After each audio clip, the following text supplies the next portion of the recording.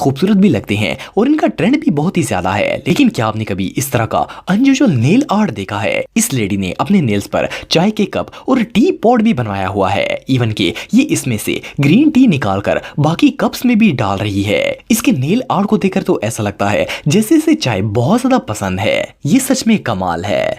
दोस्तों आजकल कार्स और बाइक्स की कस्टमाइजेशन करवाना एक बहुत ही फेमस ट्रेंड बन चुका है। हर कोई अपनी चॉइसेस के मुताबिक अपनी व्हीकल को डेकोरेट करवाता है। लेकिन ये जो मोटर बाइक आप दिख रहे हैं, इसकी ऑनर की चॉइस काफी ज्यादा वियर्ड है। इसने अपने बाइक को पूरी तरह फर से रैप किया हुआ है। जब ये रोड पर चलती है तो बहुत ही ज्यादा अजीब लगती है। इसे देखकर ऐसा लगता है जैसे कोई फ्लफी एनिमल हो। मजे की बात यह है कि खासकर सर्दियों के मौसम में तो ये और भी ज्यादा अनयूजुअल लगती है, क्योंकि इसे देखकर ऐसा लगता है जैसे इस बाइक को सर्दी लग रही हो और इसके ऑनर ने इसे जैकेट पहनाई हुई हो। लेकिन सोचने की बात यह है कि आखिर ये अपने बाइक को वॉश कैसे करता होगा। ये रियली बहुत अनयूजुअल है।